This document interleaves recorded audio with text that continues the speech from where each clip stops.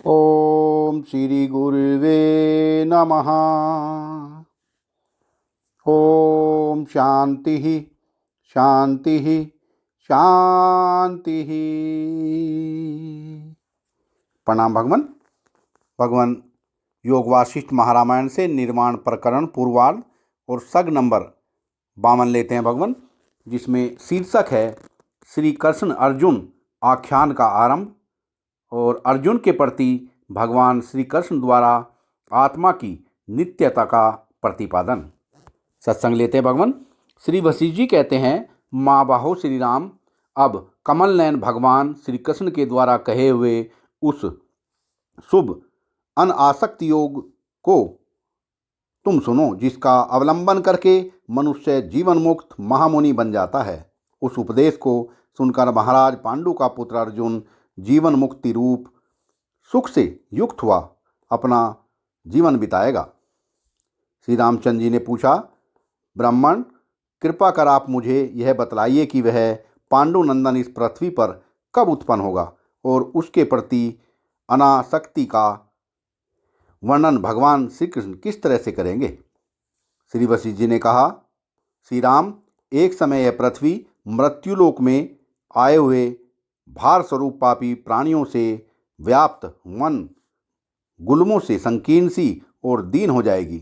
उस समय पापी मनुष्यों के भार से पीड़ित यह दीन पृथ्वी शरण पाने के लिए भगवान विष्णु के समीप उसी तरह जाएगी जिस तरह लुटेरों से लूटी गई कातर स्त्री अपने पति के समीप जाती है।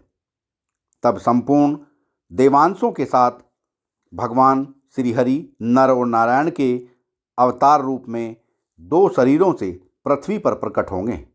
उनमें से श्री हरि के नारायण स्वरूप का साक्षात अवतार एक तो श्री वासुदेव इस नाम से विख्यात होगा और दूसरा अंश अवतार नर स्वरूप पांडुपुत्र अर्जुन इस नाम से विख्यात होगा और चारों समुद्रों से घिरी हुई संपूर्ण पृथ्वी का अधिपति एवं धर्म का पुत्र युधिष्ठिर इस नाम से प्रसिद्ध होगा।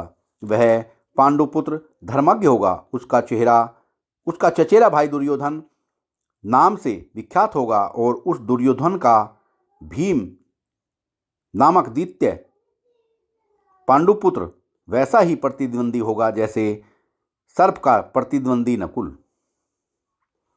पृथ्वी को अपने अपने अधिकार में करने के लिए परस्पर युद्ध करने में तत्पर उन दोनों की भयंकर 18 अक्षौहिणी सेना कुरुक्षेत्र में होने वाली महाभारत की लड़ाई में इकट्ठी होगी। रघुनंदन महान गांडीव धनुषधारी अर्जुन की देह से उन सेनाओं को नष्ट कर श्री विष्णु भगवान अर्थात श्री कृष्ण पृथ्वी को भार से मुक्त कर देंगे। युद्ध के प्रारंभ में भगवान विष्णु का अंश अर्जुन प्राकृत भाव से स्थित होकर हर्ष और शोक से युक्त मनुष्य धर्मवाला बन जाएगा। दोनों सेनाओं में पहुँचे हुए और मरने के लिए तैयार अपने बंधुओं को देखकर वह अर्जुन विषाद को प्राप्त हो जाएगा और युद्ध करना अस्वीकार कर देगा। राघव उस समय अर्जुन को उपस्थित कार्य की सिद्धि के लिए श्री विष्णु भगवान अपने ज्ञान में श्री कृष्ण रूप से इस प्रकार उपदेश देंगे। यह आत्मा किसी काल में भी न तो जन्मता है और न मरता ही है तथा न यह उत्पन्न होकर फिर होने वाला ही है, क्योंकि यह अजन्मा नित्य सनातन और पुरातन है। शरीर के मारे जाने पर भी यह नहीं मारा जाता। जो इस आत्मा को मारने वाला समझता है तथा जो इसको मरा समझता है वे दोनों ही नहीं जानते, क्योंकि यह आत्मा वास्तव में न तो किसी को मारता है और न किसी के द्वारा मारा जाता है।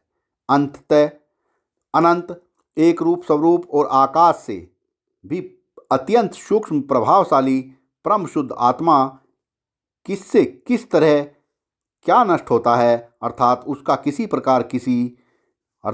किसी प्रकार कभी विनाश नहीं होता। अतएव ज्ञान स्वरूप अर्जुन, तुम आदि और मध्य से रहित अंत एवं अव्यक्त अपने वास्तविक स्वरूप का अवलोकन न करो।